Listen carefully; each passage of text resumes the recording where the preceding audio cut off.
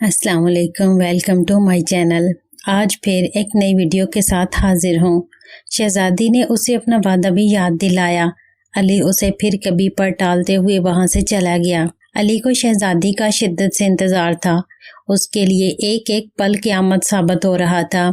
शहजादी ने 2 दिन का वक्त मांगा था और आज उसे 3 दिन हो चुके थे। शहजादी को अली ने हया से कहने के लिए एक ही बात समझाई थी कि हया को किसी भी तरह एक बार मिलने के लिए राजी करना है। अब उसे उस लम्हे का इंतज़ार था जब शहजादी उसके पैगाम को जवाब के साथ वापस लाती। और शहजादी वापस आ गई थी, लेकिन वो अली के लिए कोई अच्छी खबर नहीं लाई थी। हया ने ना सिर्फ मिलने से इनकार कर दिया था, बल्कि आइंदा कोई भी पैगाम भेजने से भी मना कर दिया था। अली के सीने में जैसे किसी ने खंजर घोंप दिया। उसे लगा कि हया ने मिलने से नहीं बल्कि उसे जिंदा रहने का हक देने से इनकार कर दिया हो। एक दफ़ा तो उसका दिल चाहा कि किसी भी तरह से अपना खात्मा कर ले, लेकिन फौरन ही उसने इस ख्याल को अपने दिमाग से झटक दिया। नहीं, ये इस मसले का हल नहीं था। अभी तो उसे हया से मिलकर अपनी बेवफाई की माफ़ी मांगनी थी। अभी तो उसने हया को अपनी वफाओं का यकीन दिलाना था। नहीं नहीं, अभी नहीं, अभी उसे मरना नहीं है। अली अकेला ही बैठा सोचे जा रहा था। उसे पता भी नहीं चला कि उसकी आंखें पानी से भर चुकी थीं और उनमें से पानी बस किसी भी लम्हे निकलने ही वाला था। बाहर उसकी आंखें भर रही थी तो अंदर उसका दिल गम की शिद्दत से भर चुका था और फिर वो फूट फूट कर रो दिया। तन्हाई ने आज उसे अपने दिल का गुबार निकालने का मौका फराहम कर दिया था और वो खुलकर रो रहा था। आज पहली बार वो हकीकी मायनों में हया के लिए रो रहा था। वो काफ़ी देर तक वहाँ बैठा यूं ही रोता रहा, फिर वहाँ से उठकर घर चला आया। दिन पे दिन गुजर रहे थे और अली हया की एक झलक देखने को भी तरस गया था। वो उस वक्त खेत में मौजूद था और हया के बारे में सोच सोच कर परेशान हो रहा था। उसका बाप भी दूर काम में मसरूफ था।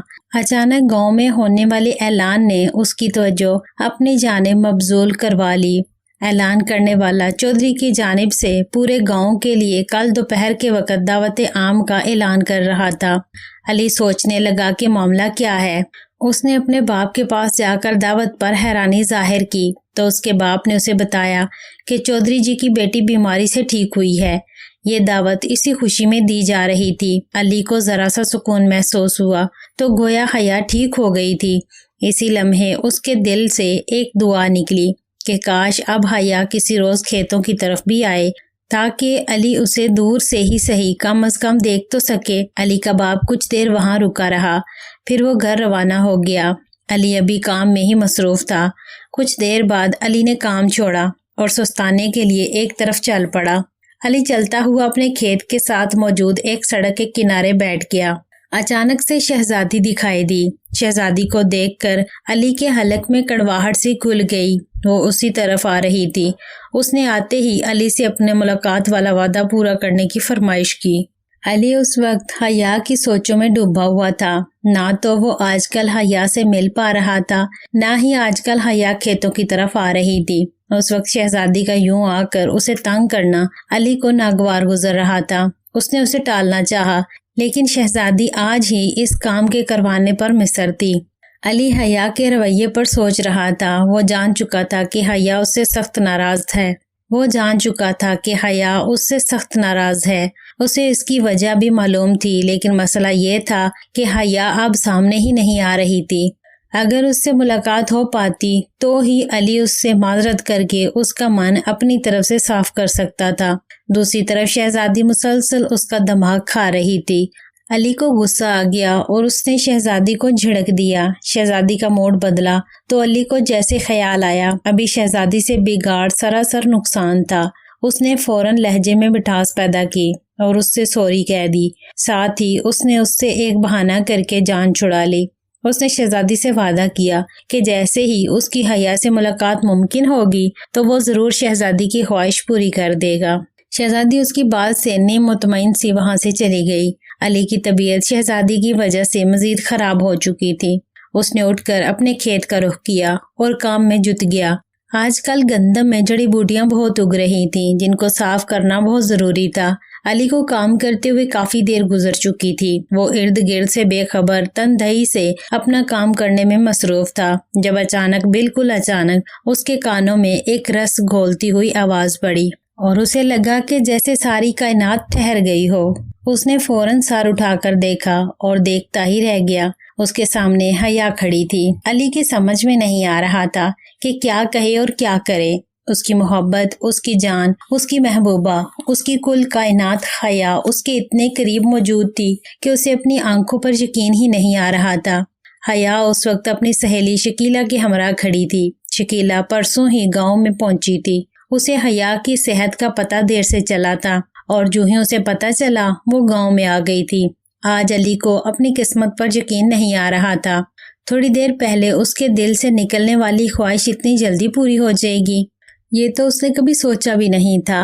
حیا اسے دیکھ کر ہولے ہولے مسکرا رہی تھی اور یہی مسکراہٹ دیکھ کر اس کے اندر اتنا حوصلہ پیدا ہوا تھا کہ وہ آہستہ آہستہ قدم بڑھاتا ہوا حیا کی طرف چل پڑا تھا۔ حیا اور شکیلا اپنی اپنی جگہوں پر ہی کھڑی تھیں۔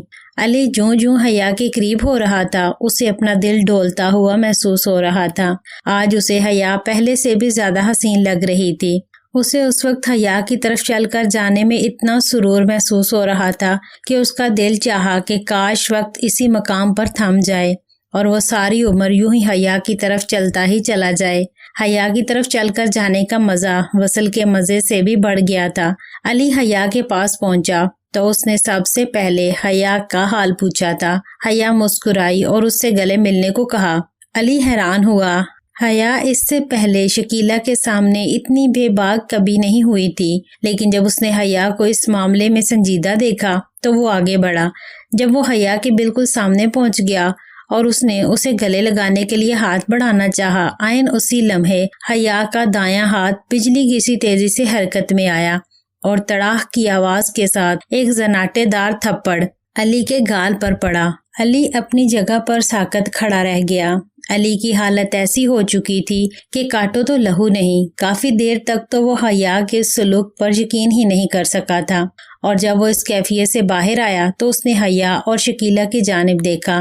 شکیلا کے چہرے پر بھی حیرت کے تاثرات تھے۔ یقیناً حیا کا تھپڑ اس کے لیے بھی اچنبھے کی بات تھی۔ علی پھٹی پھٹی نگاہوں سے اس کو ایسے دیکھ رہا تھا جیسے وہ کسی اور ہی سیارے کی مخلوق ہو اور علی نے اسے پہلی بار دیکھا ہو۔ حیا کی آنکھوں سے جیسے نفرت کے شعلے برس رہے تھے۔ اس نے گویا علی کی سوالیہ نظروں کا جواب دیا۔ جب وہ بولی تو اس کے لہجے میں نفرت ہی نفرت تھی۔ میرا خیال ہے کہ اس تھپڑ کے بعد مجھے کچھ کہنے کی ضرورت تو نہیں ہے۔ اس تھپڑ سے تمہیں اندازہ تو ہو ہی گیا ہوگا کہ اب میری نظروں میں تمہاری کیا اوقات رہ گئی ہے۔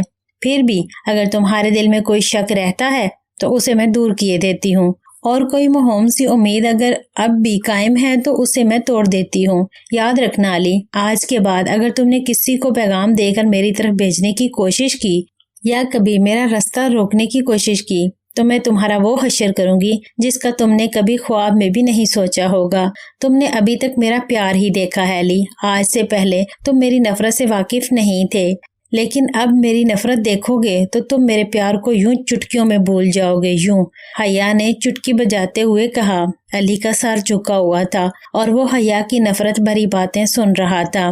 شکیلا کبھی حیا کو دیکھ رہی تھی تو کبھی علی کو۔ احتیاطاً وہ اپنے اطراف پر بھی نظریں دوڑا لیتی تھی تاکہ کسی بھی ذی روح کے آنے پر وہ حیا کو لے کر وہاں سے دور ہو سکے۔